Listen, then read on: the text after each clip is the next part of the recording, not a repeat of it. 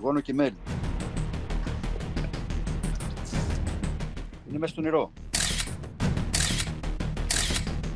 Εικόνες απόλυτης καταστροφής. Πάνω από 200 κυψέλες βρίσκονται μέσα στα νερά που έχουν πλημμυρίσει την περιοχή Αγιαννάκης Μεσσηνίας. Σόφιες μέλισσες όλες μέσα, σαν πηγόνι, οι οποίοι αυτοί είναι μόλυνση, έτσι. Μπορεί να μολυνθούν άλλα μελίσια, αν μείναν κι άλλο εκεί, και να προσβληθούν από σύψη. 19 Φεβρουαρίου γίνανε κάποιες εκεί έντονες βροχοπτώσεις, υπερχείλησε ο ποταμός Νέδας, πνίγηκαν τα μελίσια. Η εικόνα που αντίκρισα όταν πήγα κάτω ήταν αποκαρδιωτική. Όσα μελίσια είχε σε εκείνο το σημείο, γύρω στα 200, είχαν πνιγεί όλα. Ήταν στο βαθύτερο σημείο της λεκάνης, μαζί με τα 70 τα δικά μου. Τεράστια οικονομική καταστροφή για τους μελισσοκόμους και υγειονομική βόμβα, όπως καταγγέλνουν. Τα έφερα στην αποθήκη μου, όλα εδώ, και τώρα αναγκαστικά τα βγάζω τα τηλάρα αυτά, θα πάνε για κάψιμο. Το βράδυ θα καούν όλα.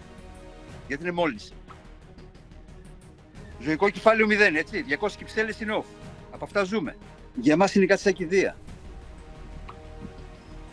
Τα παίρνουμε, τα μεγαλώνουμε μικρά, τα φροντίζουμε, τα ταΐζουμε όλο το χειμώνα για να πάμε για παραγωγή, και αυτά όλα πέθαναν. Τα μελίσια είναι μια υγειονομική βόμβα όταν είναι πνιγμένα. Μόλις υποχωρήσει το νερό και ανοίξουν οι εισόδοι, μπορούν να μπουν άλλα μελίσια, να τα λαιλατίσουν που λέμε στην ορολογία της μελισσοκομείας. Στην ουσία να τους πάρουν από μέσα οτιδήποτε προμήθειες είχαν, μέλια, γόνους ή οτιδήποτε άλλο γύρι. Και ξεκινάνε μετά και μεταδίδονται ασθένειες. Δηλαδή, μια νέα ζωονόσος, έτσι, μπορεί να είναι μια υγειονομική βόμβα, η οποία να επεκταθεί πάρα πολύ άμεσα. Γι' αυτό το κράτος πρέπει γρήγορες να είναι οι αντιδράσεις του. Μία εβδομάδα τώρα οι μελισσοκόμοι, όπως καταγγέλουν, καλούν και ξανακαλούν τις υπηρεσίες του ΕΛΓΑ προκειμένου να καταγράψει τη ζημιά. Όμως, όπως λένε, δεν βρίσκουν καμία ανταπόκριση. Τηλέφωνα στην Τρίπολη, τηλέφωνο με Αθήνα στον ΕΛΓΑ, για να έρθει ένας άνθρωπος να δει τη ζημιά, έτσι. Και δεν θέλουν να έρθουν, δεν στέλνουν άτομο. Πληρώνουμε ΕΛΓΑ. Είμαστε ασφαλισμένοι στον ΕΛΓΑ. Ασφαλίζουμε το ζωικό μας κεφάλαιο. Τι να πω, με το κράτος τα έχω χαμένα.